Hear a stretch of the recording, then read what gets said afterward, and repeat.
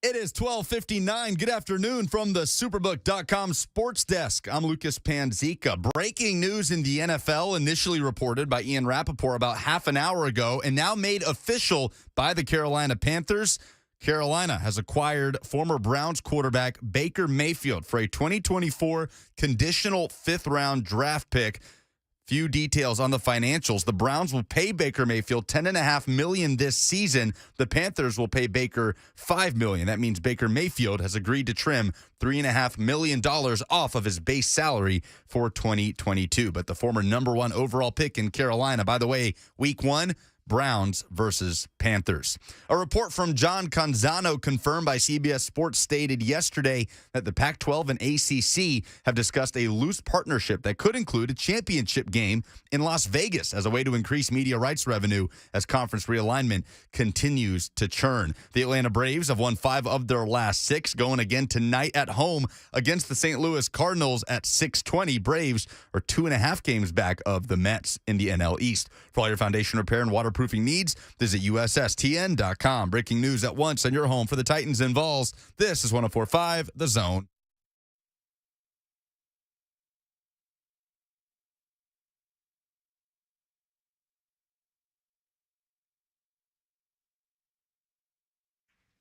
Blaine and Mickey, 104.5 The Zone. What's up, everybody? Happy Wednesday. Made it halfway through the week. Congratulations. It's a short week, too, so congratulations on that as well. You let me down, man. What'd I do? You didn't go the Nexus to the Lexus of the Lexus. Well, that'll happen at 2:02 or whatever we make it back for the second hour. We're not quite to the middle of the universe That here. doesn't apply this week. It's only the second day of the week for us. But I mean, it still technically applies, though, It's if you're- Wednesday, man. If you're scoring at home I and think you were synchronizing thrown your off watches. because Baker Mayfield got thrown a lob pass today, right? Did this go the way you guys thought it would for him? I mean, I kept wondering what would happen, and he went to the football camp last week. He held a football camp in Norman, Oklahoma, and he got asked by one of the local guys, so I'm sure he knew pretty well, and he goes, oh, no, I mean, we're not talking. It's, that deal's – he essentially said, no, that deal's over with. And people were like, no. There was a lengthy Scott Pioli earlier today on the NFL Network saying, here's what needs to happen.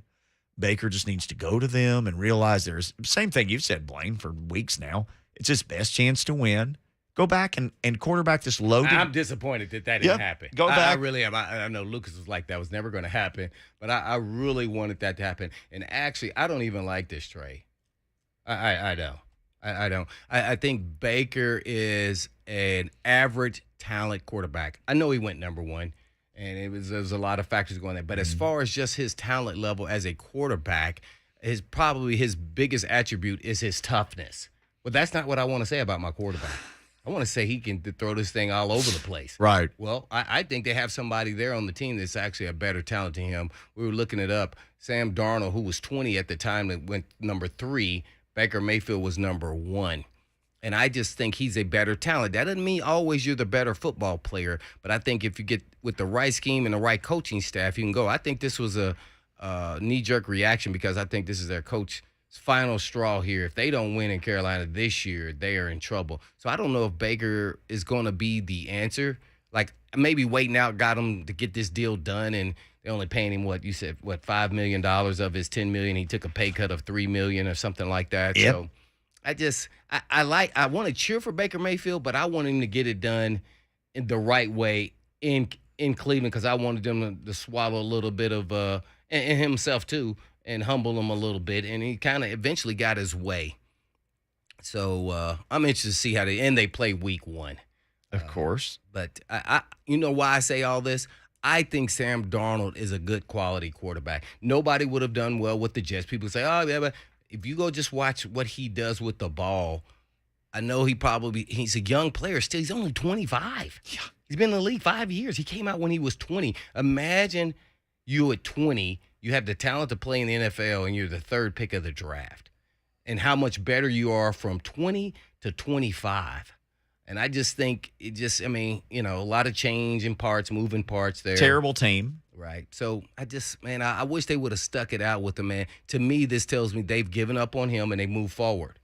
And so then what happens with Sam Darnold? He just sits there now he's going to be on his third team because he's not going to be there. Or is this just a case study for Baker Mayfield for this 1 year, see if he's actually better than Darnold? If not, then they move on. I think they're just going to swipe by everything. If they don't win this year, coach is gone, all quarterbacks are gone. Yeah. You kind of reboot and start over. And that's the part I don't want to see on the Darnold side of it because I think he's good enough to be a starter in the National Football League. So, this is going to be interesting. Well, when he said that last week, essentially, and I'm paraphrasing, Baker Mayfield essentially said, no, we're not talking. I mean, we both know it's over. And I think there were a lot of people that still thought, well, if you're the Browns, it can't be over. He's under contract. Your cap situation, obviously, you're prepared to pay him $18 million. I mean, if he was going to stay, they had to pay him $18 million. But son of a gun, I mean, just now it gets done. Does this tell us all that maybe they're getting close to a resolution on the Deshaun Watson deal? Maybe I'll get that portion of it right because I said he would not get suspended for a season. Deshaun Watson, I got the the Baker Mayfield wrong. This lends you to believe that even more, though, right? Well, I don't know if they're moved. Maybe they have some insight. Yeah. But I think it's also how this deal was structured. They got, pay cut down, to a team that he actually was one of the two teams actually interested in him. Not in the AFC too. So, yeah, but I don't know. I don't know what to expect. Besides, I don't think Watson's going to get suspended for a season. Watch him get suspended for a season. That's the only thing I could say. I really don't know if they have insight or not. They may believe they do, and just like they believe that maybe no other cases were going to come up against Watson from some other young ladies. So you just never know. It's a moving target. I wouldn't know what to say. I just think there's a lot of, as bad as this sounds, ammo for Watson to use against the league for his case to not be suspended for a season. Mm-hmm. I just think because of some of the ownership of other teams who've done some things that were down this road a little bit and got no suspension at all. So I think he's going to get suspended, but for an entire season, I don't think so. Baker Mayfield, he's going to the Panthers. If you're just joining us, here's everything that we know. It took me like 7 tweets to cobble this together. 2024 conditional 5th-round pick. Multiple sources reporting that, like Rappaport and everybody else. Charles Robinson from Yahoo said the highest it can get is a 4th-rounder. Conditional, like it means if you play this much or have this. For people who don't know, conditional means it's a 5th, but let's say he starts all the games or throws for 3,000 yards or 20 touchdowns or whatever. You could put escalators that made it more valuable, so it can only go to a 4th is what Charles Robinson said. So this was, I can't remember who broke this down. He was owed like $18.1 million or whatever. That was his franchise, or that was his 5th-year option number as a first-round pick. They picked up. Mm-hmm. They had picked it up. The Browns had picked him up. The Browns are paying him $10.5 million. The Panthers are only paying him $5 million. And then he took a $3.5 million pay cut. Just said, like, okay, if that's what it takes, get me out of here. So he literally said, keep $3.5 million to get out of Cleveland. As Blaine said, the Browns and the Panthers actually play at Carolina week 1. The Panthers also have, as Blaine said, Sam Darnold, who was the number 3 pick in 2018, same draft as Baker, and they just took Matt Corral. So that's their 3 quarterbacks. PJ Walker's on the roster still. Oh, who played last year? Yep. And did actually pretty decent. I'm not watching him all the way, but he actually impressed considering where he played in another league. It was a prize of the XFL. Yeah. And he did a solid job. And they even had Cam Newton on the roster last year briefly, right? Briefly, yeah. So I think it's another quarterback too, isn't it? It's Darnold, Corral, PJ Walker, and now Baker. Oh, PJ Walker's got to be like, agent. Yeah. Hey, Get on the phone. Just want to put this on the radar here. What else Seattle. we got? XFL hiring again? As a matter of fact, they are. He's an interesting guy. Who are you cheering for that first game, Carolina versus the Browns? You cheering for Baker Mayfield, the Panthers, to beat the Browns, or who's going to be the Browns starter then? Jacoby Brissett? Yeah. Okay, so Brissett versus Baker. Josh Dobbs, one snap away from playing. Josh Dobbs is thinking, hey man, I'm in this. I'm about to get a whole nother contract, whole nother year of NFL money. Yep, I'm second string now. I'm one. All they got to do is go out there and get to play A half. Oh man, we got to give him $5 million to be a backup here. Man, he's like, I mean, sure, I'm gonna go tour rocket facilities on my day off, but I'm about to get another year in the NFL. Look at your man Dobbs, Lucas, just making it happen. By the way, Josh Dobbs is one of my all-time favorite college football players, and I got no ties to Tennessee. I loved watching that guy play. He was Houdini, where it looked like he was going to get sacked by 3 people, and then suddenly he's running away from all 3 and throwing the ball 40 yards down the field. Yeah. I loved Houdini Dobbs. I appreciate Dobbs. He gave me some great football memories when I was in college that I may not have had otherwise if he was not around. Well, remember, he was going to get that red shirt because he wasn't practicing well. A couple different years they tried to slap the red shirt on him. That was the talk about, like, wait a second. We're talking are about these practice? coaches blind? I'm really mad. I just believe what you see. I mean, Yes. come on, man. This guy, he was a dynamic player, man, as a quarterback. Little inconsistent at times, but he definitely was the best they had. It wasn't even close. That's what I'm talking about. He had the it factor. It was pretty clear when he got to play for a brief stint, and then it was like, why isn't he starting? Then he goes, well, he doesn't do well at practice. I don't know what else he could have said, but, man, don't say that. That looked like, Come on, what man. are you doing? Do you know talent? You know who practiced really, really well? The guy he started. Jared Garantano. Yeah. So, but he didn't have the it factor. You know, some guys. You know, it's like somebody looking at McNair and Neil O'Donnell at the end, and they go, "Oh well, McNair played horrible the first 3 quarters. Put Neil O'Donnell in there." And I'm like, no, he's got the it factor. Trust me, I had to see it for myself. There was part of me like, hey, put Neil in. I'm not lying. When he was coming back from a back injury, I was like, man, I knew he should have waited another week. It was 6 weeks he had already missed. Like, come on, man. We don't need you. We're winning. We're 5-1. Neil's doing really good, man. We're good to go. Keep that mojo going. He's like, nope. I am playing. Uh-oh. Boy, I was like, okay. He said, I got my timing down. I'm good to go. It wasn't at the half. It was more like fourth quarter. I got this, right? I got this. I said, I hope so. I'm good now. That's what I'm good now. My hamstrings and glutes is not firing. He was. And I'm telling you, it would actually happen. Like, it would be like, this grown dude is going against other grown great athletes and just did exactly like it was in Little Leagues. Like, he was like, yep, time for me to turn it up. I finally got my timing back. Like, oh, okay. I was just in the drive-by while I'm going on the field because I'm looking, got my head shaking like, man, dang, man, can you at least get 1 first down? I'm exhausted, man. Now, you're always like in a huddle or looking at pictures or whatever you guys were because there were no iPads in those days. Did you get to see much of, were there times you got to actually stand up and watch some of the stuff Steve did? Oh, yeah. Okay. Oh, yeah. It became exciting.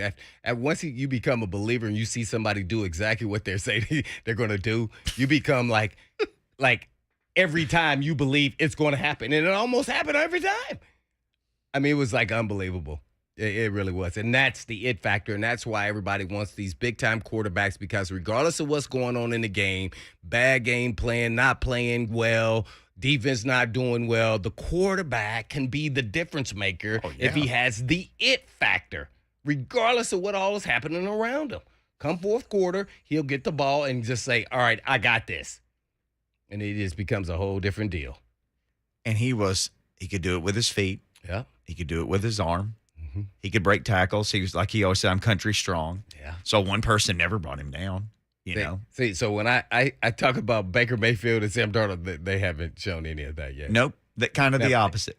Baker, a little bit at times. Yeah. Just a little bit. Baker's had his moments.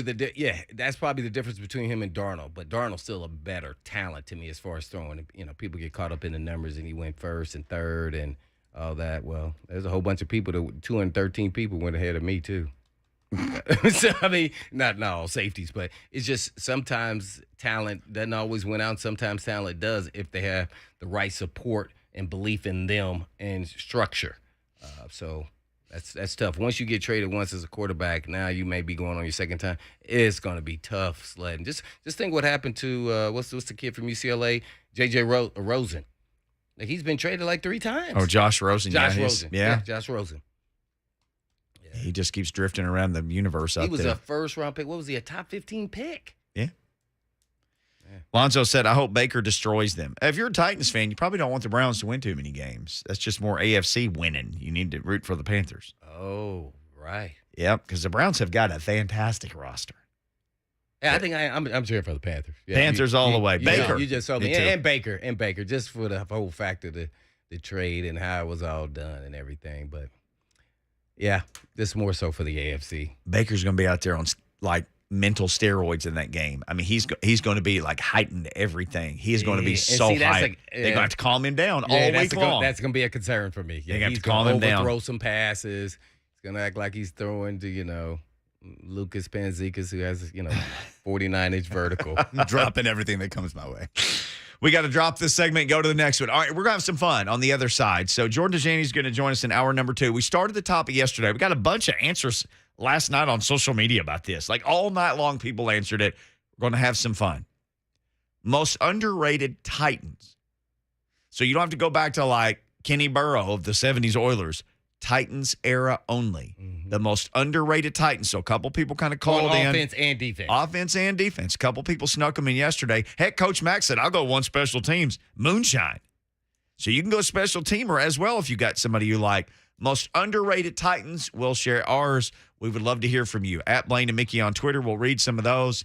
Mark Spain Real Estate Hotline, 615-737-1045, or just drop it in the Zone TV chat. We see Ja and Lonzo and everybody in there today. You can drop one in there. We'll be right back.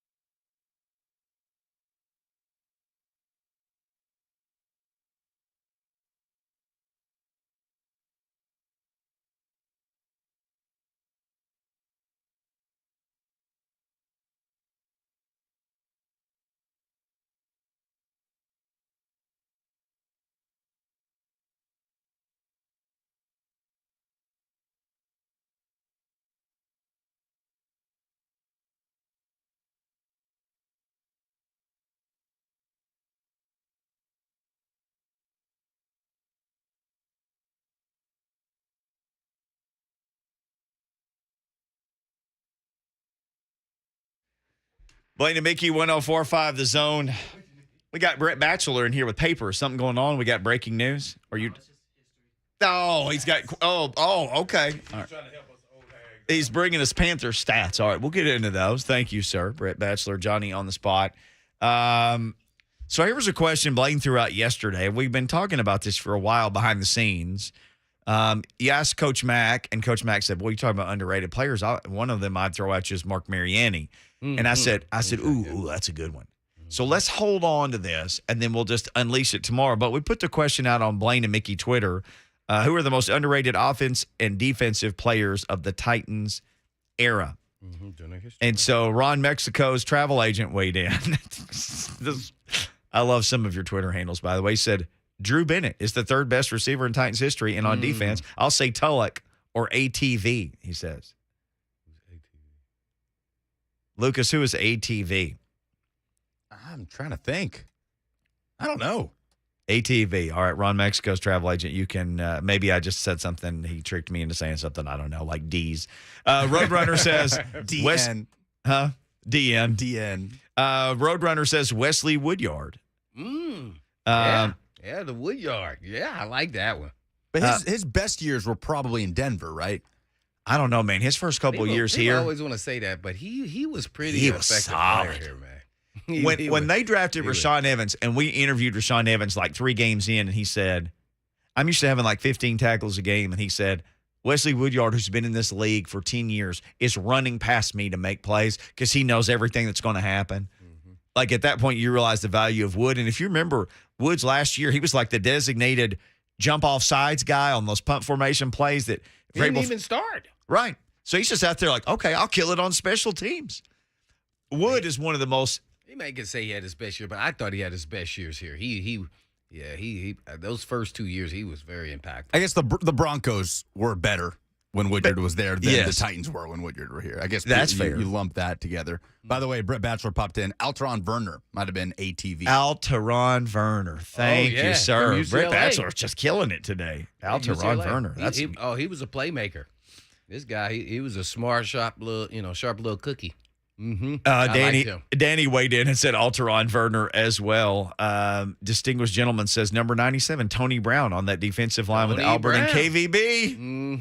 Mm-hmm. Chris weighs in his own TV chat. Brett Kern, he's a weapon for the offense and the defense. I don't think he's underrated. No, he's properly rated by Titans he is fans. Definitely really good. I think if you look at though, and it's really hard to pass up. By the way, my guy Craigie Hendricks, I think he has.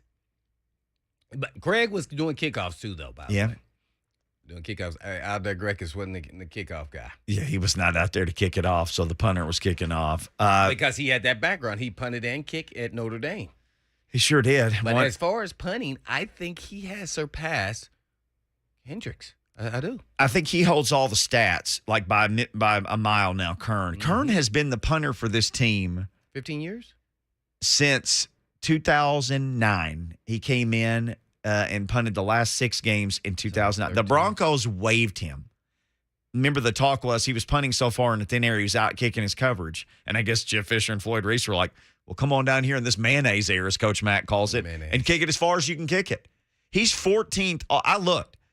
14th all-time in the league in yards per punt. And the thing about Kern is, like, we're never sitting around talking about Kern kicks it as far – is that he kicks it to the 2-yard line and it rolls out of bounds, stuff like that. Kicking, whether it's inside the 20 or getting a huge change the field kick when needed. Yep. I think he's definitely. I don't think he's underrated though. I think he said. You think he's properly rated? I think he is the best punter in Titans history. So that's not Kobe Forever says Benji, Olson, and KVB. KVB is getting a bunch of love on this. I talked to Big Benji the other day. Benji Olson. Benji was one of the ones that I wrote down. Murph says, well, he's listed Will Compton and Taylor Lewan because he has a funny picture of them. I don't think either one of them is underrated. They're properly rated. P. Guerra says McCarron's and Josh Evans.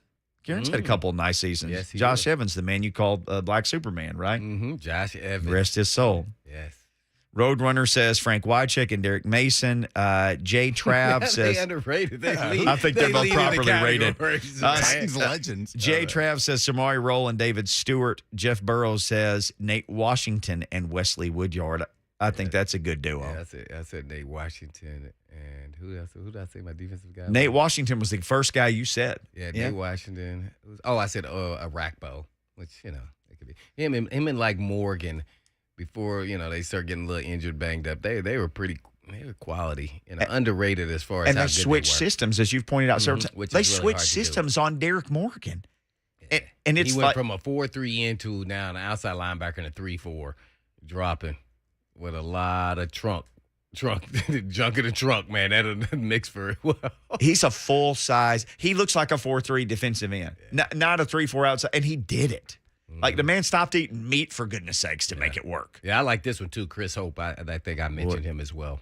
Yeah, him and Griff, man. That 1 to 2 years they were pretty dynamic as a safety tandem. Mm-hmm. Chris Hope and David Thornton were a couple of guys who came in to a defense that really needed some leadership and did a fantastic job, and both the nicest dudes that you'd ever meet in the world. Mm-hmm. Is your guy from Danny, Lorenzo Neal. Ooh, man. Lorenzo Neal was here, 2 years?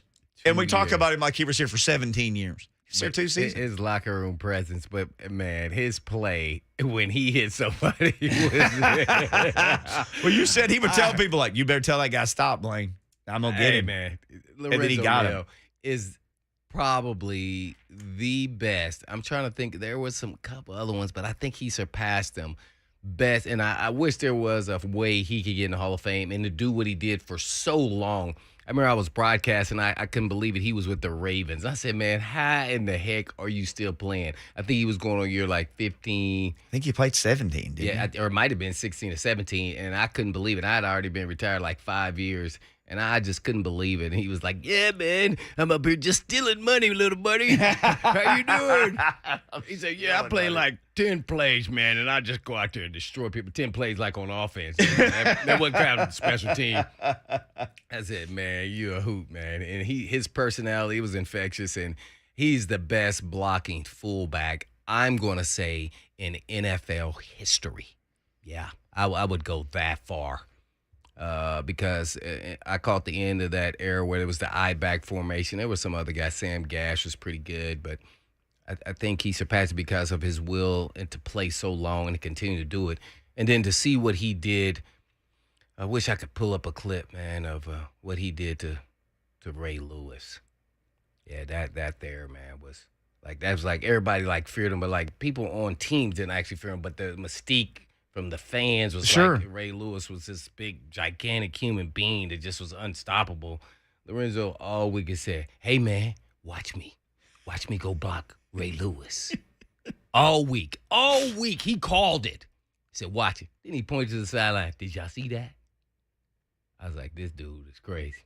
I mean, he get in this. He was like a Rottweiler playing fullback. He'd get in this. People don't.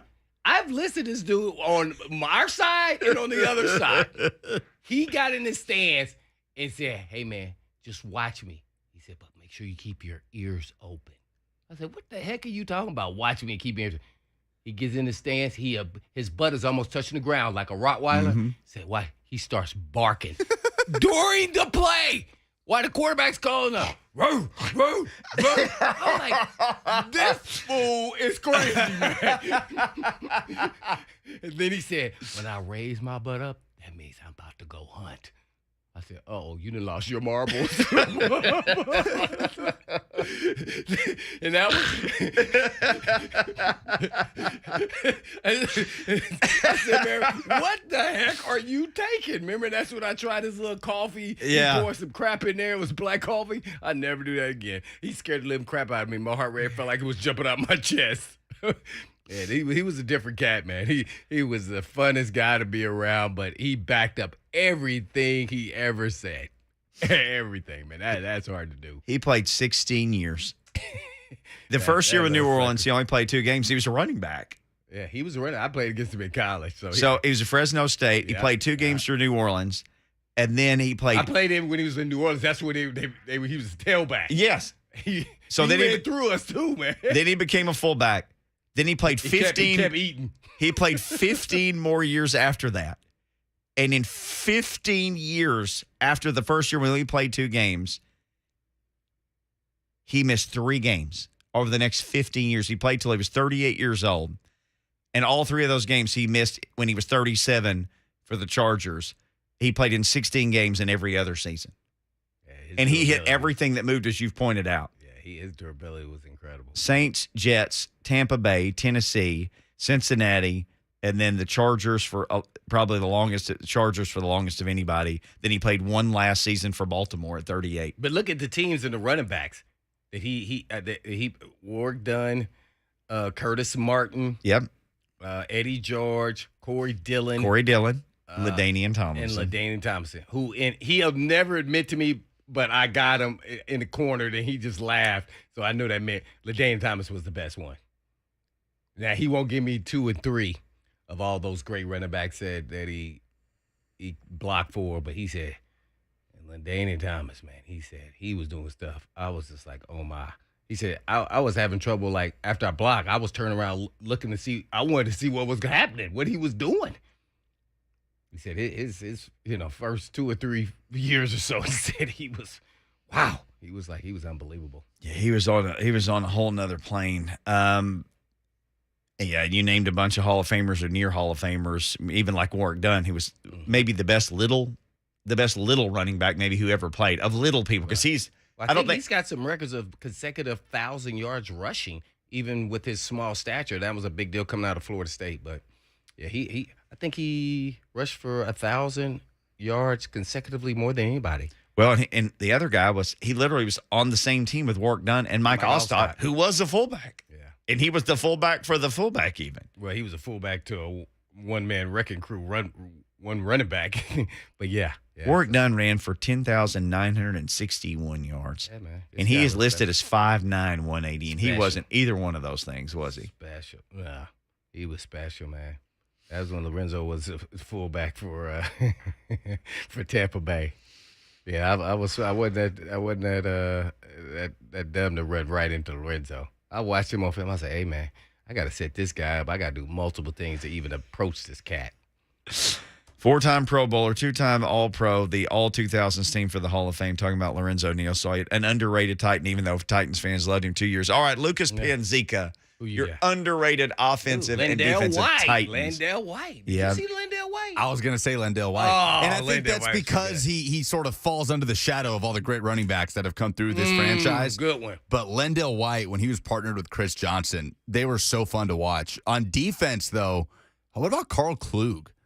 Oh, Klug. Klugster was rock solid for 7 years or so. Rarely started. I was a big fan of Klug. Rarely started, but was always available. 7 sacks his rookie year as a 4th-round pick out of Iowa. He had 2 or more sacks in each of his first 5 seasons with the Titans. Just was always there as a role player, a depth piece on the defensive line. Spent his whole NFL career with the Titans. Then after he retired in 2017, he went to be the defensive line coach at Page High School.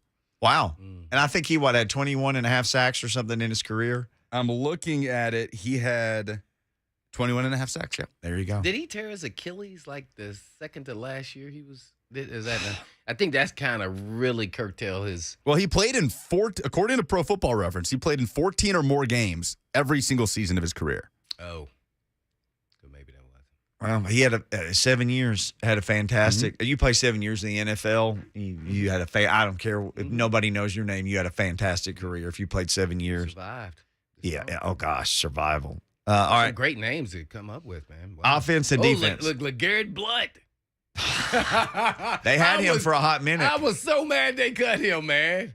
Who you more mad that they cut, him or Jack Doyle? Because they had both of them at one point. Oh, well, Jack Doyle's going to I know, that's your guy. It's your high school. Jack Doyle went to my high school, so I was like, I got to keep him. But they had 3 really legit tight ends. There was no way they were going to be able to keep him, even on a practice squad. I was like, man. Then he went to the Colts. That just made it even worse. Not for him, but. Well, they had LeGarrette Blount, too, and had to cut him loose at the end of a preseason. And he'd had a little incident in college. Remember, he punched a dude. Boise State, right? I didn't care. They brought him in, so he didn't get drafted. He got penalized. Right. Then he looked just like he did in college, dominating. He was legit. He ran hard. Yeah. Should Matt Hasselbeck be mentioned in this? Ooh. Matt Hasselbeck, He was 2 years. he has held the Titans single-season passing record Yeah. for Titans. Now, I mean, throw Warren Moon out, but for the Titans quarterbacks, Matt Hasselbeck has been the number one guy.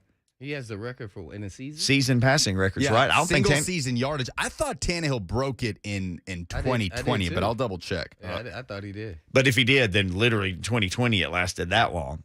So Yeah. you could put Matt Hasselbeck on there for sure. Yeah, because there were questions of why they went in a different direction because he played solid. But hey, man, since we bring up Hasselbeck, while you guys are looking up the stats, Rusty, can we put Rusty in? Yeah, okay, yeah, he was properly rated. He was not. He was underrated. Hey, I'm gonna tell you this right now. He was rated. He was rated. I'm gonna tell you this right now. On the team he was on, he had the strongest arm of anybody on the roster, which means it was two other people. Well, yeah, I don't know. Bruce Matthews could pretty much do everything, so I don't know. Yeah, So, Tannehill passed him. He's passed him twice. By a couple hundred yards. Yeah, but he held the record for however long he held it on this team, that 35-71 by Hasselbeck. I think Matt would tell you behind, truth serum, that he felt like he got a raw deal because he was still playing at a high level. Yeah, they wanted to move on to Jake Locker. Yeah. As they drafted him. Jake Locker was such a nice guy, but I just remember thinking, why? He's a nice dude, but he was like a 52% college passer or something like that. And I remember asking somebody, and they were like, I was told that, his receivers weren't good. He threw a lot of balls in the dirt to keep half of them. What was his passing percentage in the NFL? He was a little better, right? It's about the same. Oh, I mean, I can look. I say that, and maybe it was 56% or something. I thought injuries really curtailed him a little bit. I mean, if we're going down the list for the criticism that VY gets, VY is kind of underrated. I think, what is his record as a starting quarterback for the Tennessee Titans? Like 30-18 or something? Yeah, Crazy we looked it up. It's something like that. That's I don't know if anybody's done that. I would call it underrated. Yeah, Billy Volek and Neil O'Donnell, of course, but VY was a starter and took a lot of criticism because he was such a high pick. But as far as his win percentage, I think he was at the top of the list for starting quarterbacks for the Tennessee Titans. What was it there, Lucas? I can't find the record. I think you're right, though. I think it was around those lines of 30 and 18. It was like 30-something and then something 19. in the teens. Yeah. He was 54% passer in college. He was 57% with the Titans. So he got 3 points better, and he was still 57%. You could make Jake an argument. Locker. Almost every quarterback not named Steve McNair that the Titans have had, you could say is an underrated player in the grand scheme of things since they moved to Nashville. Oh, my man. Pick Patrick. Fitzpatrick. Yeah, right. I mean, Kerry It's a Collins. brief window for him starting. All right. Collins? Here's what we'll do. Kevin from Nashville is on. We'll go to Kevin. We still need to give our picks for most underrated. You can join the discussion, 615-737-1045. And we have something to give away next. So if you would like to win something, hold or get ready to call in. We'll be right back. Blaine and Mickey. The Wizinator.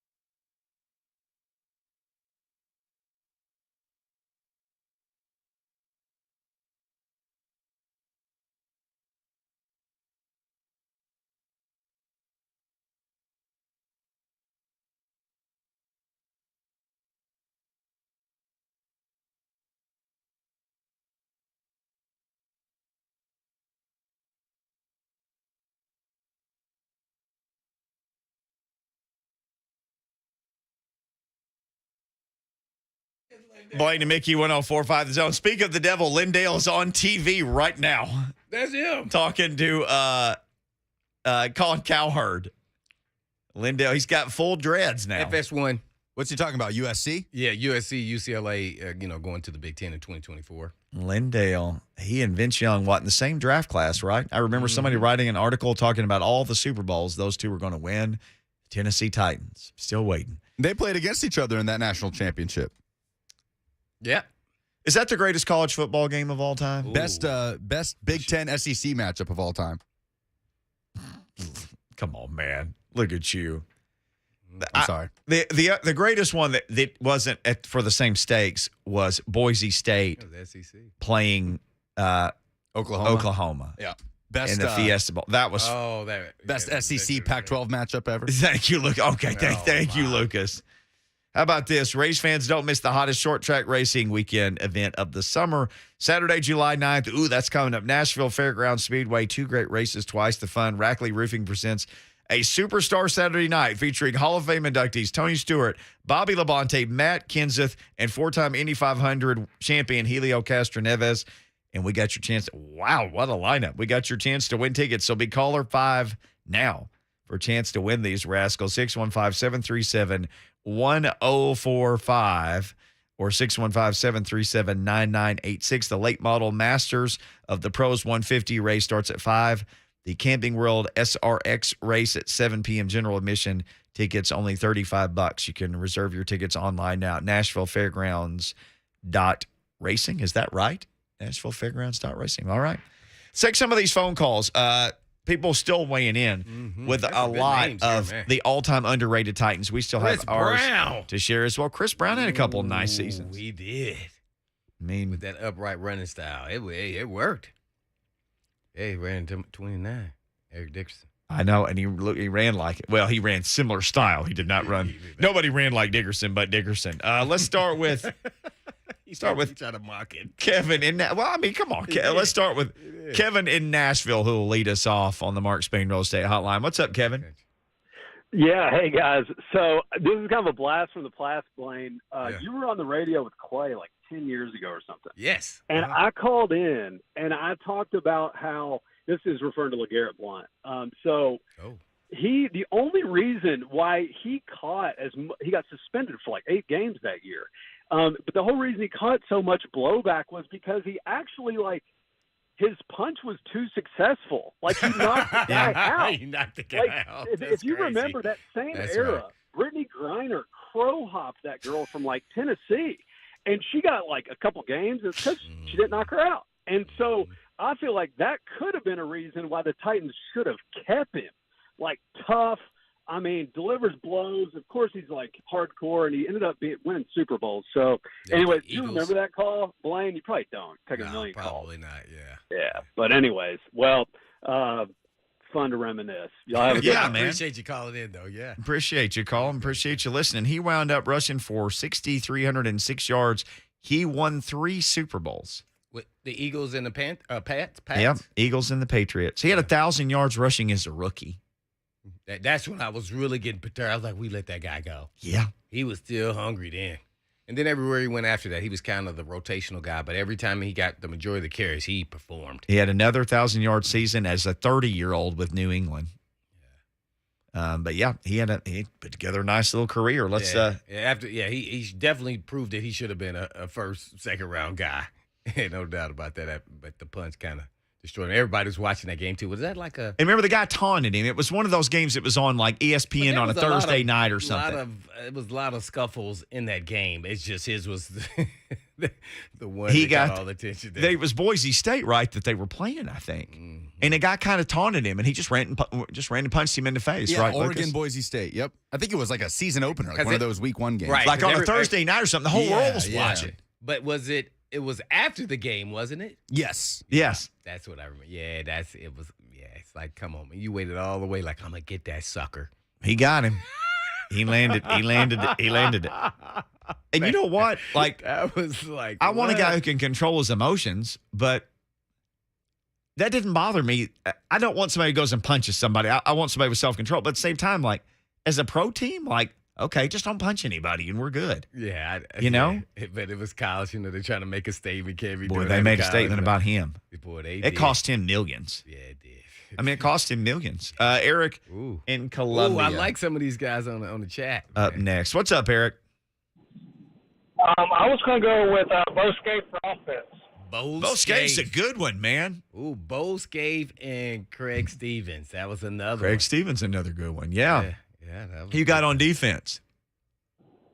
I was going to, play with Blaine and say Blaine, but a former teammate of his, Samari Rowe.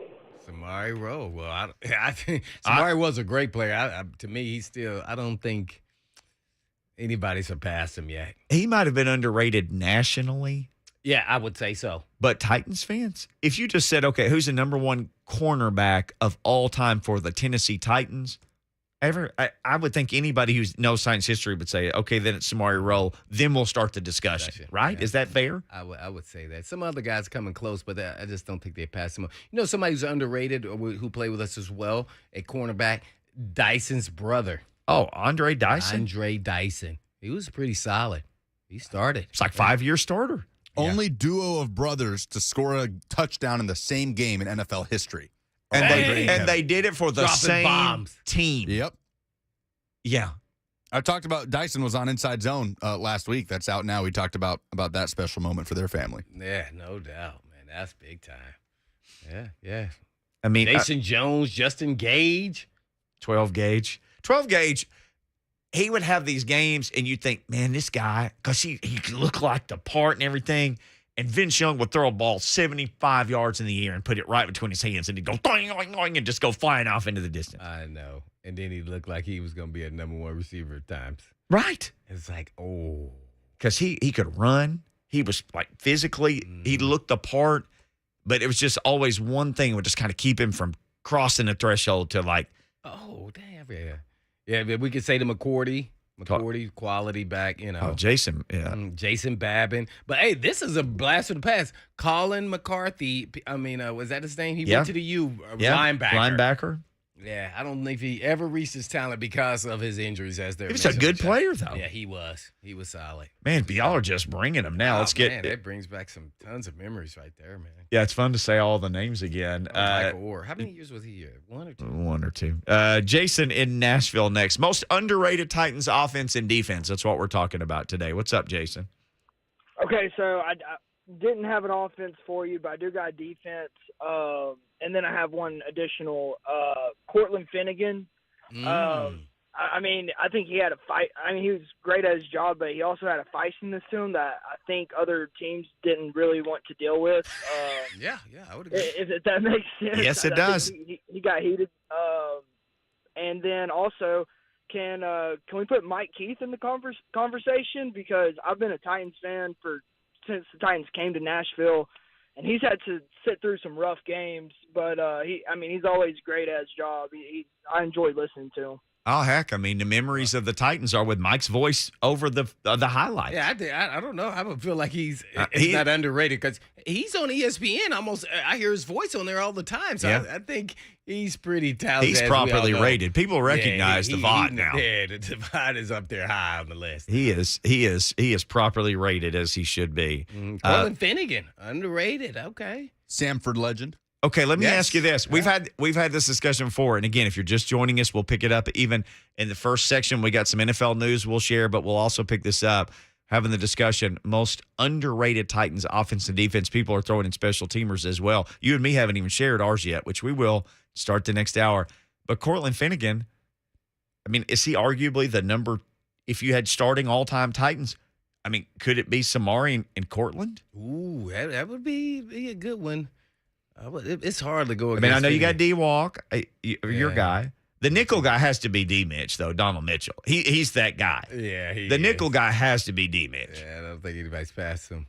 That would be a close one. I would say Cortland because he made a Pro Bowl. He was Yeah. all pro in 08. Yeah, I would think that gives him a nod.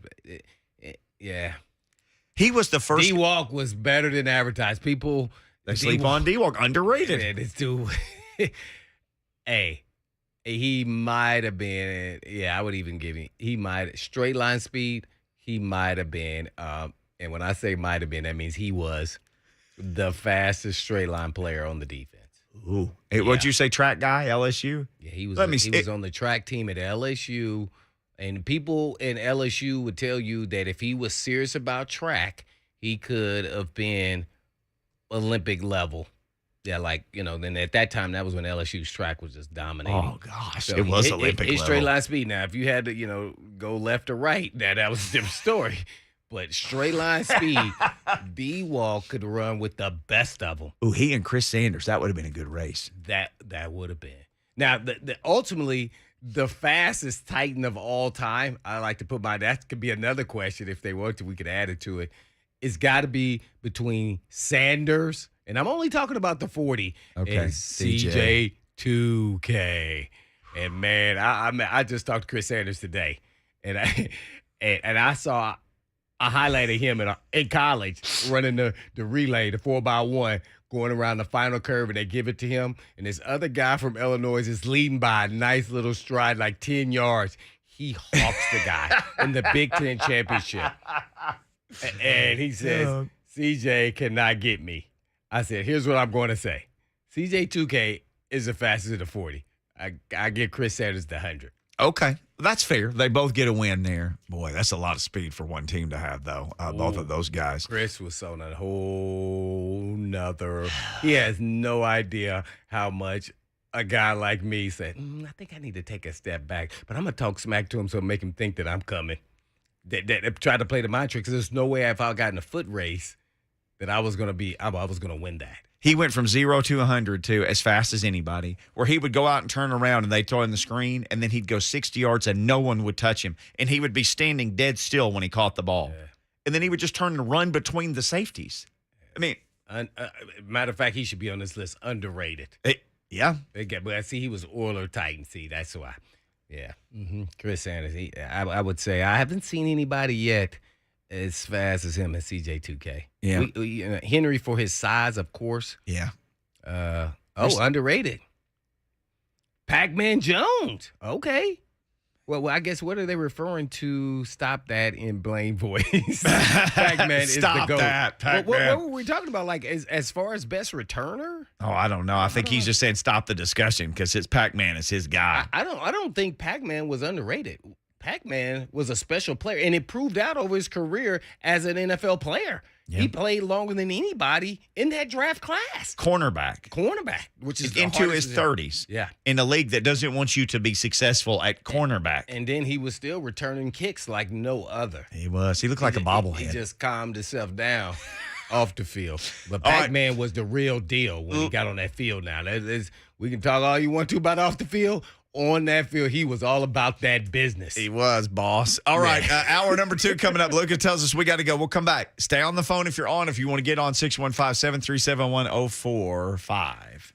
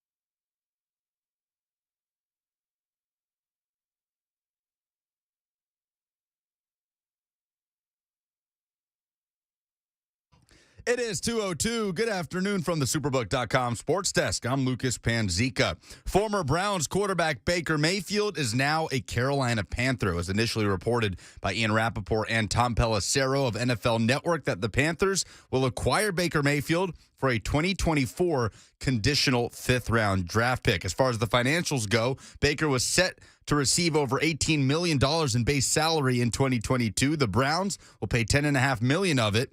The Panthers will pay $5 million. Baker agreed to trim $3.5 million off of that salary. By the way, week 1, the Carolina Panthers take on the Cleveland Browns. A report from John Canzano, confirmed by CBS Sports, stated yesterday that the Pac-12 and ACC have discussed a loose partnership that could include a championship game in Vegas as a way to increase media rights revenue as conference realignment continues to churn in college football. Atlanta Braves back at it against the St. Louis Cardinals after another win last night. They've won 5 of their last 6. Braves are 2.5 games back of the Mets at the top of the NL East. First pitch tonight in Atlanta at 6:20. For all your foundation repair and waterproofing needs, visit USSTN.com. Breaking news at once on your home for the Titans and Vols. This is 104.5 The Zone.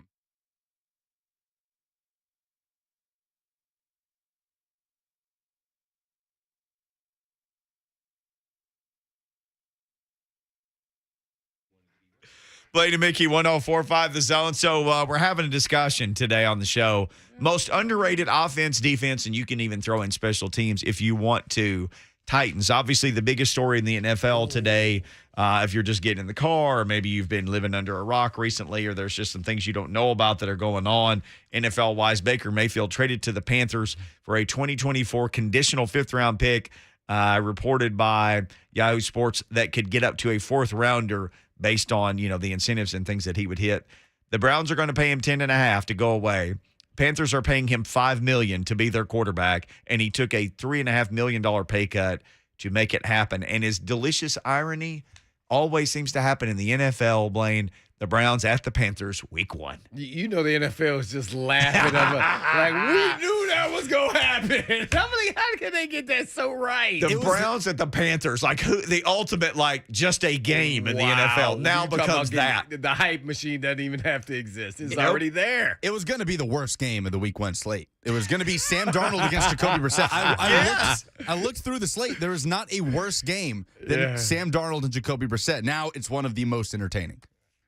Quick quiz.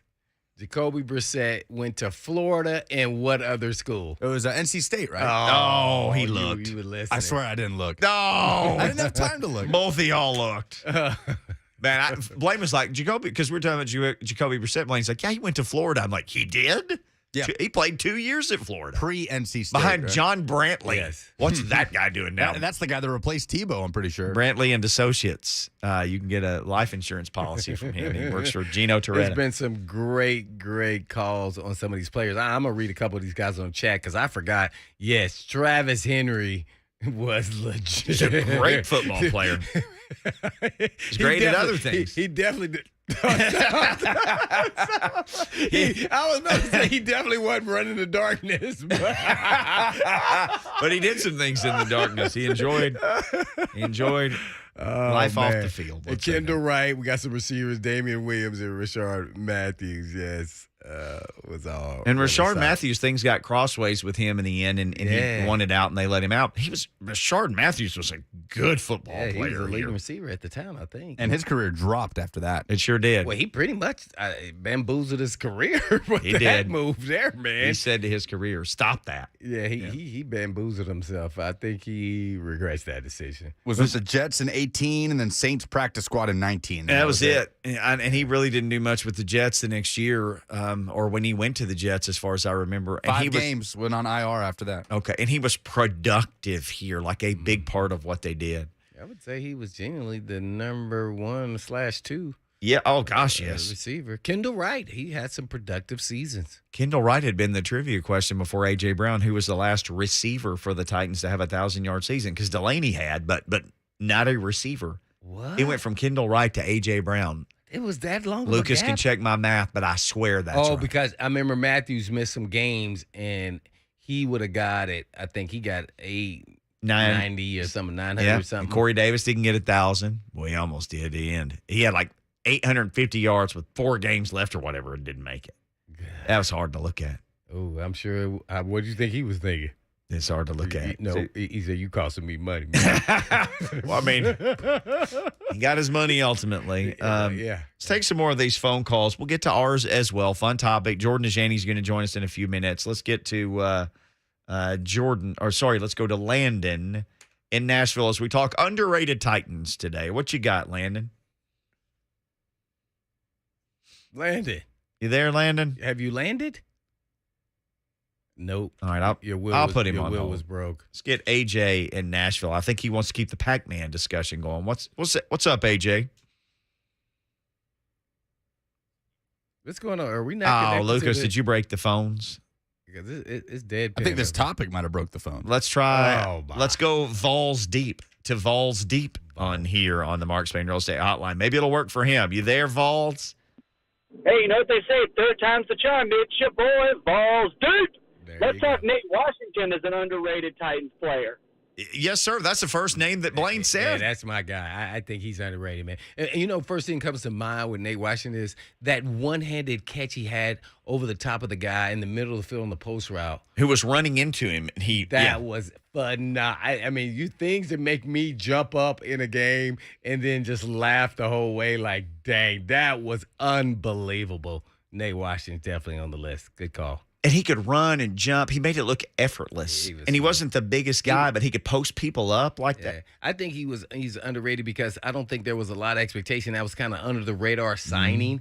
And then he came here and met all the expectation and then more. So, yeah, I thought he was a quality. What was he here, 5-6 years? He played his entire contract. 6 years, yeah. 6 years. He signed a 6-year deal, and I think he played the entire time. Boy, maybe Robert Woods could have a run like that. Comes here, beats expectations, plays out the rest of his career. Well, they had the different points now. That was after his rookie year with the Steelers, so he still had. He was on the way up. Yeah, he was on the way up. I think with his stable.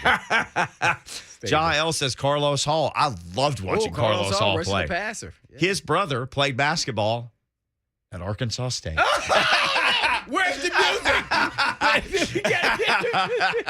Come on now. Come on. They had a judge there. Come on. Now let's try Jordan in the borough. I can bring it all back. You know I can. What's up, Jordan? That's good. Hey, you there? Yes, sir. Okay. My defensive player, I'm going to go with Michael Griffin. Mm-hmm. And my offensive player, he's not underrated, but I don't think he gets the respect that he deserves, and it's going to go with big Kevin White. Yeah, Kevin White. Kevin White it's hard for offensive linemen or defensive, some of the guys, because Kevin White, I think I had Big Country was on there. He was an underrated quality player. It's kind of hard for me to say Michael Griffin's underrated. Yeah, I don't see that. I think he was player. properly rated. Yeah. I think I would say he's before Byard's career trajectory. Griffin was statistically the best safety, and then now Byard maybe 1-2. You can alternate them. I know that he played injured with a bad shoulder, so people were always kind of riding and missing tackles. But Michael Griffin was a heck of a player, man. He was the real deal. There, he was just like Byard. He could do both really well.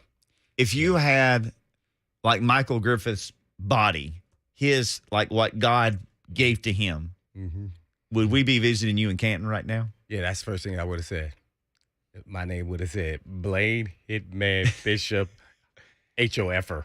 Byard is still 2 picks back of Griffin for the Titans. Yeah, and that's kind of the measuring stick for me for him is if once he passes him, then he becomes the best safety in Titans history.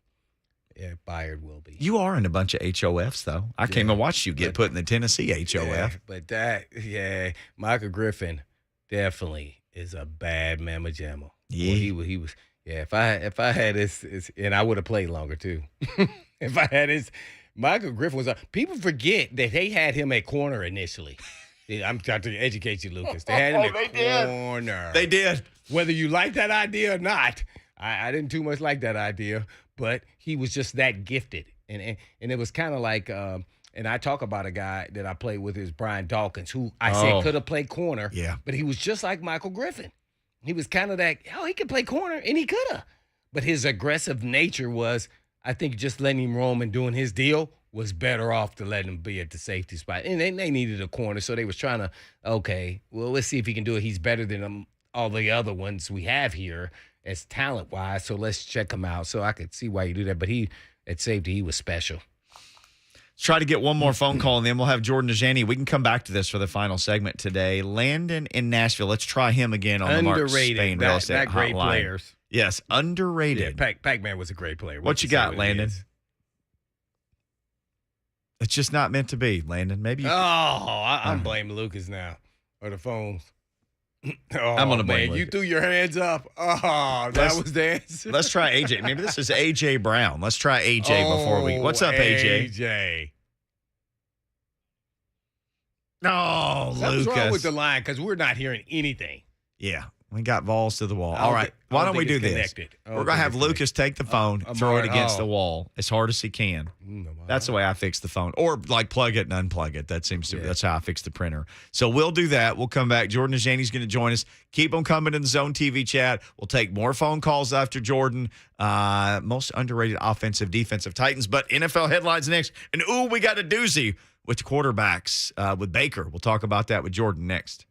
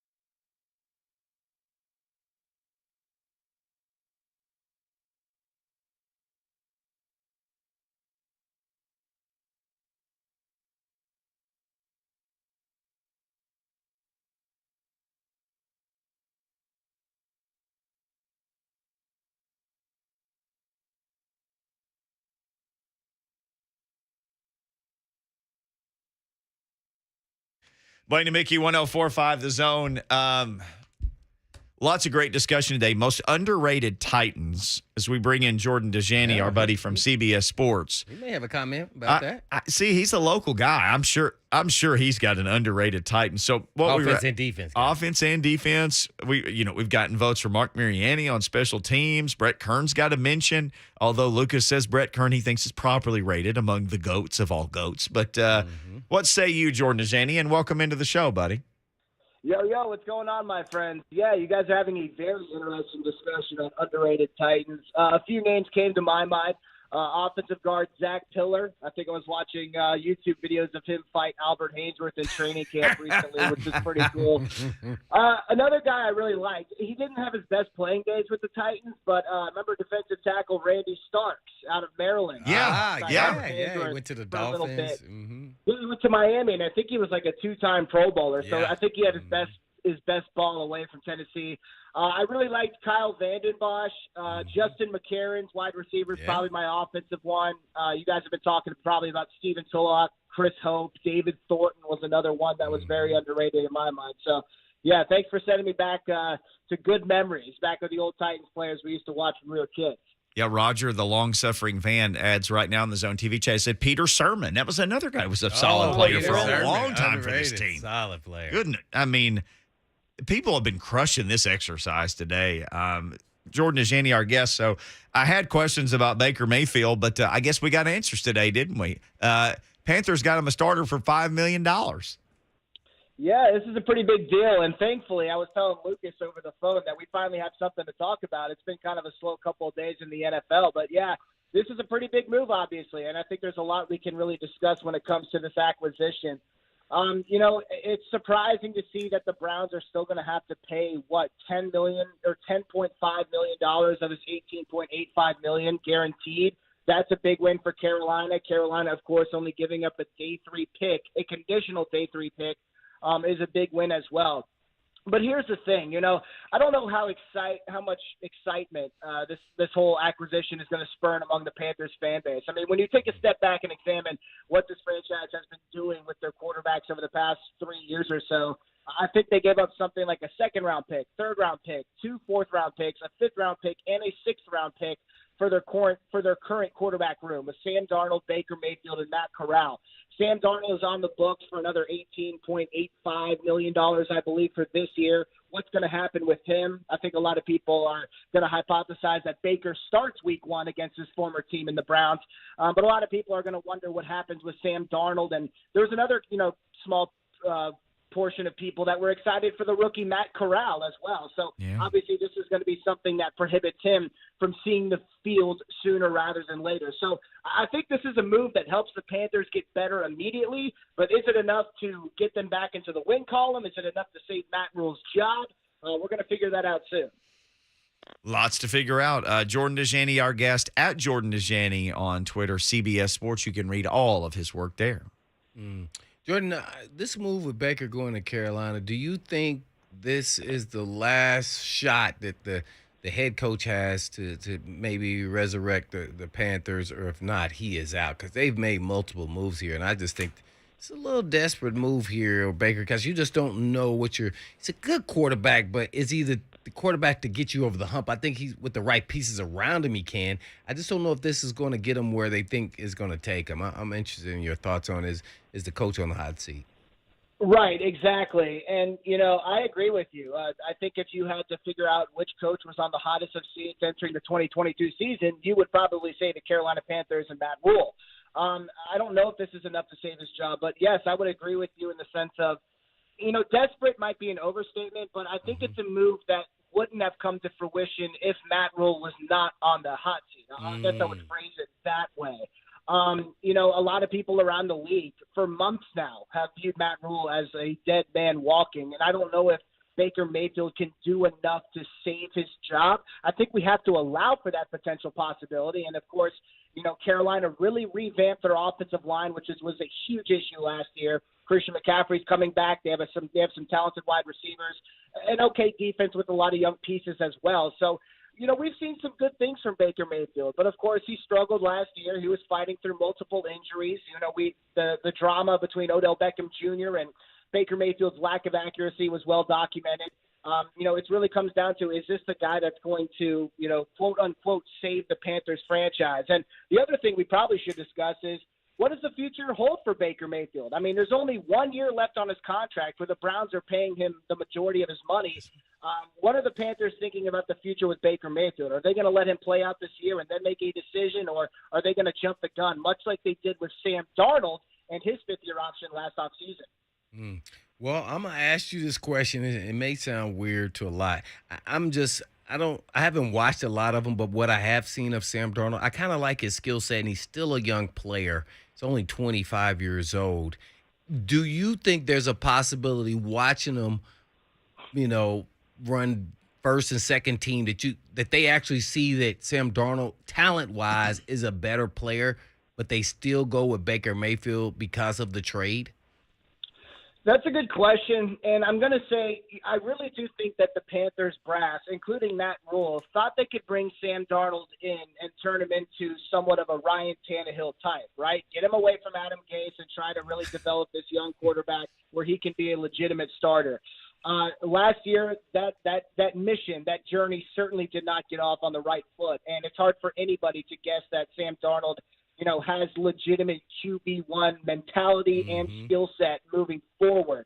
I still really do think that the Panthers are somewhat high on this kid, but I think they would at least admit that Baker Mayfield right now, adding him, upgrades the quarterback position immediately. So I don't know if they're completely done with Sam Darnold, but I would hypothesize that they like Baker Mayfield more. He's done more in his short career than Sam Darnold has, and they're bringing in a former number 1 overall pick to try to bring some consistency to the most important position in football. Well, let's go outside of football. And by the way, Baker Mayfield was the number 1 pick. Sam Darnold was number 3 in that same draft. I did not know that. Did you know that? Yeah, I did. I think I actually tweeted it before I got on the radio with you guys. Now all they need is Saquon Barkley to complete the trifecta. Man, that's a heck of a list there. First and third quarterback on the same roster. This is kind of outside the box, kind of fan-type question, but give me 3 logos in the National Football League that you love and 3 logos, or a couple off the top of your head, logos that you do not like. I love this question. You know what's funny is I'm not saying this because I'm a Titans homer. I think this is something that really actually drew me to the team when I was a little kid. But I love the Titans logo. I would put it up there in the top 3 for me. Another one that would probably be in the top 3, I really like the Pittsburgh Steelers logo. I think it's really classic. I think a lot of people would agree with that. And then for my other top 3, I'm going to lean towards the Los Angeles Chargers. You know me, I'm a semi-pro storm chaser, so I love the lightning bolt. That's gonna sit well with me. As for some of the logos, maybe I don't like the Washington Commanders' new logo. I think that they could have gone a new direction instead of just with the W, which is what they did for the Washington football team. I was expecting something a little different, and they decided not to go that route. Another logo that maybe I don't like, I'm going to lean towards the Detroit Lions. I think they could be more creative just with the basic line, with what they have. And finally, number 3, the one that I find, unfortunately, the most boring, would have to be the Indianapolis Colts, just a simple horseshoe. I understand a lot of people would like it. I get it. But, some people, when you have a simple picture, it can be a good or bad thing. But as for me, I don't like the Colts logo. I think they could get more creative with that in the future whenever they try to rebrand just a little bit. There you have it. We're on with Jordan Dajani, NFL writer for CBS Sports. Yeah, boy, that's my mind is just racing now with things that I do that so you because Blaine knows I love uniforms, and I think of some of the bad decisions some teams make to not wear throwbacks, which the Patriots are going to reintroduce Pat the Patriot this year. Why you just wouldn't wear that all the time? Maybe the dumbest why we don't wear it all the time though is the Dolphins, because they wear the Larry Zonka version like 2 times a year. And the rest of the time, it's just this generic garbage that they call a uniform now. Yeah, I would agree. No, that's a great point. And, they rebranded, and it had somewhat of a fresh look, the new Dolphins jerseys. But at the same time, I think we would all agree with you in the sense of that their older throwbacks look much more sexy. And as you said, they definitely rock them a couple times per year, which is something that I went down a rabbit hole because, the old rule in the NFL is you couldn't have more than one helmet. But the Dolphins were getting away with it. I guess with the decals they put on the specific helmet, it didn't change the paint enough. I didn't understand. I went down a whole rabbit hole roll with that in uniforms. But, yeah, the Dolphins definitely have some of the best throwbacks. Here's to hoping we can get some Oilers looks in Nashville soon enough. Well, Jimmy Wyatt has been saying, not this year, kids, but next year. I'm just telling you, I'm going to have to be medicated that week. Because Blaine knows I love those uniforms. I'm all about me some Love You Blue. So just know that I'm going to be hard to deal with whenever that week happens next year. So let's ask you this. So you predicted AFC team MVP. So one of the questions, this is on CBS Sports, Jordan Dajani. So one of the things I'd written down to ask you was like, how confident are you in Derrick Henry's foot? I think you answered that, though, because you picked him as the preseason Titans MVP. Yeah, absolutely. And, I could have maybe gone a couple different directions with that one, but what it really comes down to there's two things that made up my mind. One is, of course, that Derrick Henry is still going to be the big focal point of the offense, which is going to allow him that opportunity to be what is our hypothetical team MVP award winner. And then on top of that, we've talked about also that I'm pretty sold on this kid. I think he's going to bounce back from his injury. I think he's going to look like the old Derrick Henry. We've been seeing other reporters that have been present at minicamp say the same exact thing. If I didn't pick Derrick Henry, I might look to the defensive side of the ball. I might look at someone like David Long. What if he had a major year at the inside linebacker spot? I would love to be overly optimistic about someone like Caleb Farley or Roger McCreary. That would be cool. Another guy that I could have maybe had fun with would be Treylon Burks. But, of course, I want to see him try to get through some training camp practices before I predict an all-pro rookie year out of him. Fair enough. Who was your longest of long shot picks? Because I read the article and tried to skim through all of them when I was, prepping with some questions for you today. Who would you say was your longest of long shots? Be the MVP? Yeah. For their team in the AFC, yeah. That's a good question. I wasn't able to land on one player for two separate teams, but I thought I had some interesting answers. For the Miami Dolphins, I talked about their team MVP actually being their new crop of running backs. Yeah. Yeah, that's something we could spend literally a whole segment on because I think it's a very underrated storyline, not only for the Dolphins, but just in the NFL in general. We want to talk about Tyreek Hill and Tua Tagovailoa entering 2022, but people forget that Mike McDaniel made his name known through his ability to scheme for the run, and he secretly went out there and acquired 3 new running backs, all with starting experience. I think that's a very underrated storyline in the NFL. Another one that I thought was interesting that I attributed this award to a group was the Cincinnati Bengals' new offensive line. They have 3 new starters. They should immediately be better. If they get back to the Super Bowl, that's going to be a big reason why. Now, to answer your question, with my biggest long shot, it might be with the Baltimore Ravens. I might be looking at, I think it was, Rashad Bateman was my team MVP. That's an easy award to get to Lamar Jackson or J.K. Dobbins or whatever. But if Rashad Bateman could prove that he's somewhat of an upgrade over Marquise Brown, add something to this wide receivers unit, then that would ensure, in my mind, that the Baltimore Ravens would be a Super Bowl sleeper. Yeah, Bateman, I really liked in college. That was the one I was going to ask you about. So that's funny that you named that one as well as the new stable of Dolphins running backs. Jordan Dajani, our guest here from CBS Sports, talking NFL headlines. I'm Blaine and Mickey. Well, Jordan, you just mentioned Lamar Jackson. So his contract's not up, but Lamar Jackson, Debo, DK Metcalf, of those 3 that are left, who do you feel the most comfortable to get a deal done before the season? Before the season, that's an interesting caveat. I would say Debo Samuel. I've always maintained that they're going to find a way to get to a deal with the San Francisco 49ers. I mean, this is, again, I think John Lynch and the GM and everybody were saying that they'd just be fools to trade Debo Samuel with the kind of weapon he showed himself to be, how versatile he is, someone who can work the middle of the field, a good route runner, just an absolute baller. And, we've talked about the wide receivers market blowing up. I think that we have to pick one of these stars to actually stay put and stay home, unlike A.J. Brown, unlike Tyreek Hill, and I think Debo Samuel will be that guy. Lamar Jackson is going to get his contract. I don't know if it's going to happen before the year, but I think there's some kind of staring contest going on across the country where Kyler Murray and Lamar Jackson are looking at each other like, you first, because as soon as one of those guys signs a deal, the next dude's going to get paid even more. So that kind of makes for an interesting quarterback debate. That's why Lamar Jackson is in no hurry to sign this contract. He's betting on himself, and he's going to be a very rich man one day in the near future. Well, let's stick with the storylines. What's going to be the biggest storyline for the Tennessee Titans during training camp? Yep, that's a great question. I mean, I could rattle off several, but I think there's two that have really stuck in the forefront of my mind.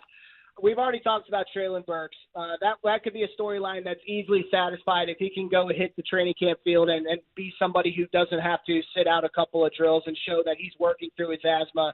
That's obviously going to be something that not only local reporters have and are looking at, but also the national media as well. I think more people have picked up that storyline as we progress through the offseason. The other one would probably be, Jeffrey Simmons. This was a guy was kind of an interesting story a couple weeks ago, right? He was having some kind of hold in, but it wasn't a hold in. He's got his team behind the scenes working on what's going to be a new contract. Is that going to come to fruition in the near future? Is he going to participate in training camp? That's going to be something that's going to be on the forefront of my mind as well. And I'll give you a bonus storyline.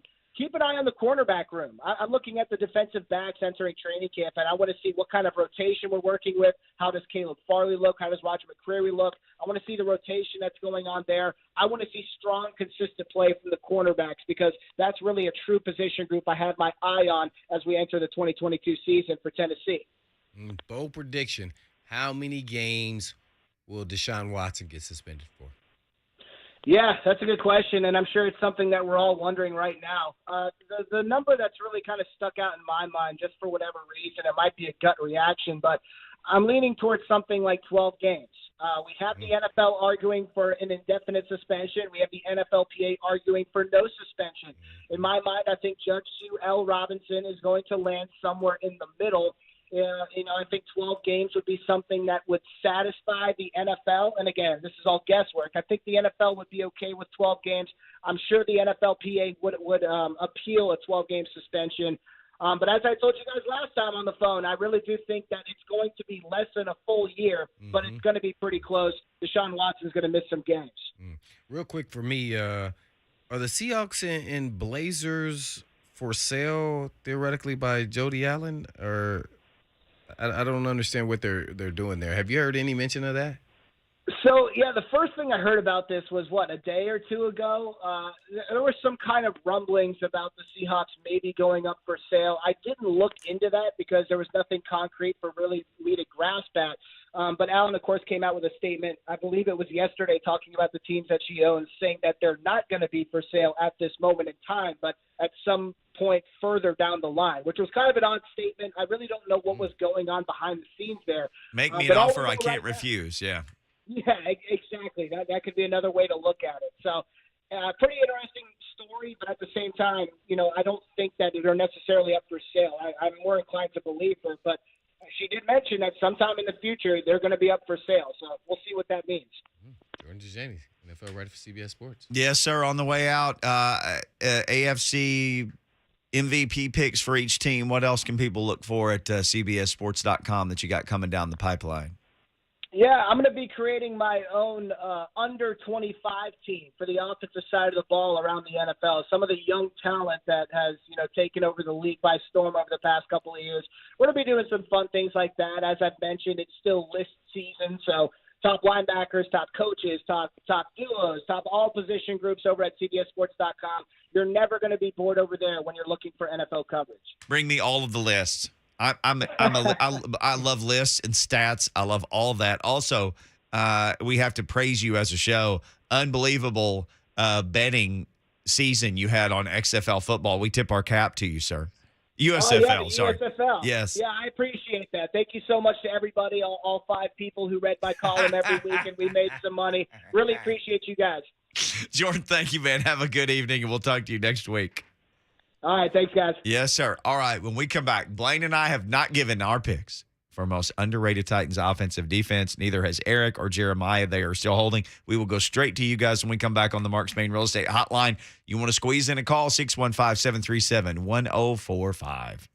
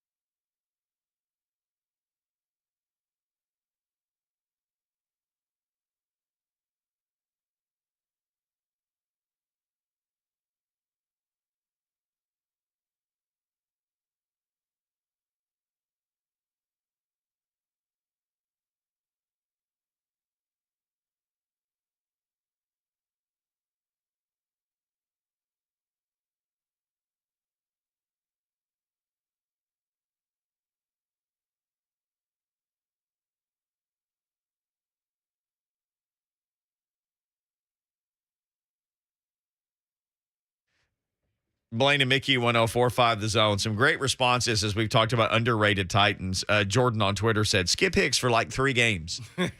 That dude, he played for the Titans and had a couple of nice games. Then he never played again. He never played again. You heard of Skip Hicks? Well, all right, guess what position? You said Skip? Skip Hicks. He played at UCLA. This is the guessing game we're going to have at the Big Ten Zone, UCLA. With Lucas' position. I'm going to say receiver. Ooh, close. What was it, tight end? Running back. No, running back. Skip? What era is that? Like what years? 2001 was his year with the Don't look Titans. him up. He was bad, Mamma Jamma at UCLA at running back. He was fast, too. He had one game. He had like 300-something yards. In the second to last game of his career, which was against the Green Bay Packers, he was 17 for 142 and a touchdown and caught 2 balls in that game. How's no one said DeMarco Murray, now that I think about it? He was the AFC rushing champion one year. Well, maybe that's why, because, I mean, underrated. I guess you could put him in because he wasn't, like, league-wide, but especially as time goes on. He was a starting running back that was really good. I feel like in like 5 years, 7 years, people will almost forget DeMarco Murray played for the Titans. I know. I think they will. I think he was good. It'll be like the Lendale White thing. Really good in his time here for, a shorter amount of time. He was 4 years, I think. Overshadowed by, Lendale. Oh, yeah. I think it was 4. DeMarco was what, 2? 2 as a starter at least? Yeah, and then it got like a 3-year deal that became a 2-year deal, I think. One of the old J-Rob specials. I could give you that. Yeah, DeMarco Murray. I was pleasantly surprised on how all-around back he was. Not only catching it and blocking. Yep. So I was pretty impressed, man. I was cool, man. Tim Shaw, yes. Tim Shaw, great special teamer, and Aaron Kinney. All right. Aaron Kinney. Do we know if the phones are going to work, or is this just a crapshoot? Crapshoot. Okay. Jeremiah in Columbia, welcome to crapshoot number 1. You there? I'm here. Woo! There we go. What's going on? I'm in Smyrna now. Nice. Well, y'all took my Skip Hicks. For 3 games? Yeah, for 3 games. But, Bo Scaife, Jason Jones for a short time, they were pretty good for the Titans. Yeah, really enjoyed watching them. Yeah, Bo Scaife out of Texas. It was part of that Texas juggernaut, which sent the whole team to the NFL. Jason Jones came in that early on, man. You thought he was going to be a 10-sack guy every year. He started off really good. That's a name I had even forgotten, and you know me, I remember all of them. Let's get Eric in Hartsville next. Eric, what you got? Hey, guys. How's it going? Hey. Great. So I'm going to say, outside linebacker, man, I like Keith Bullock. I liked him for some time. You already took my offensive pick in Vince Young. But I'm going to say Keith Bullock, man. I really, really like him. Mr. Monday Night. Yeah, he may have. He was rated by Titans fans. He may have been underrated nationally, but Titans fans know what they had to give. He's the greatest linebacker in Titans history, right? Yeah. Yeah. Yeah, so underrated is not the word I would use. But people have their own version of underrated, so maybe he meant more in nationally. The grand scheme, nationally, yeah. Because he only made 1 Pro Bowl, and he played lights out for 10 years. Yeah, that's fair. Let's trying to get them all in order here. Let's get Captain Awesome next. Hello, Captain. Hey, guys. First big Blue Raider we've drafted, Tyrone Calico, one of the most underrated receivers in Titans history. Well, he kind of came and went. He got remember the double horse collar, blew out both of his knees, and that was the end of the line for that rascal. That was rough sledding, too. You thought it was going to be pretty promising. As far as physical tools, he had them. He had every one of them, had every physical tool. But then when his knees got blown out, literally in a preseason game, right? A horse collar tackle against the Chargers, maybe? I don't remember. In a preseason game? We had so many of them in a row, the receivers tearing the ACLs. What was the free agent we signed from Patriots? David Patton. Oh, Patton. Yeah. I remember looking at him in practice thinking, boy, they finally spent some money on a guy. And then he did, ooh. Bye-bye. Yeah, that train left the tracks pretty quickly there. Man, I have no luck. Leo in Franklin on the Mark Spain Real Estate Hotline. What's up, Leo? Hey, guys, before I give you my 2, somebody said something about Lendale White and overshadowed, and I want to go as big as he got. nothing was overshadowing him. Oh, man. Throwing pot shots. I had to go there, man. If he's listening, I apologize, but it was low-hanging fruit. I had to take it. Yeah, I got you. I thought you were going to say it was low-hanging fruit, but he ate it. So I'm sorry, Glendale. It's healthy, though. I'm sorry. With sugar. Hey, listen, I know it's been brought up before. I would go with Justin Gage. For the time he was here and the resources they had, I thought he was productive when called on. And another guy, I'm going to go back one of Blaine's teammates. I'm going to go with Greg Favors, linebacker, a guy. Greg Favors with all the flavors. Greg's sexual favors. I always hoped that nickname would catch on. Alas, it did not. Yeah. You couldn't really be called that on a T-shirt that kids could buy. Yeah. Did you hear us in the locker room, or did he tell you that? No, I just always made it up because his name was Favors. He used that name for himself? Oh, my. Yeah, I was like, did he say you that in the locker room? Yeah, he used to say that. Oh, man. Justin Gage had spent 4 years with the Bears and never caught more than 31 balls. And he came to the Titans and caught 55, 34, 28, and 20. And that was the end of the line for him. But his best years in the pros came with the Titans, best couple of years. Well, let's go here. I'm going to give you mine now. 6'4", 204, Justin Gage. Look up my guy, Justin McCarron's underrated Titans wide receiver. Yeah, I'm just going to have to do Justin MC because the Cairns has like an E and an I. Justin McCarron's. Yeah, what was his numbers? I remember him going to the Jets after 3 years. That's when you could get a 3-year contract, and he played his 3 years. Then he came back. He did at the very end. But what was his numbers when he played? He played 4 years for the Jets and 4 years for the Titans. In 4 years with the Titans, he was 99 for 1,614 yards. If you remember, his third year, he was 47 for 813. And it's like, oh, this guy, there may be he's going to the Jets. Okay. Yeah, so he got money and went to the Jets. Oh, nice one there. So he caught 56 for 770, 43 for 713.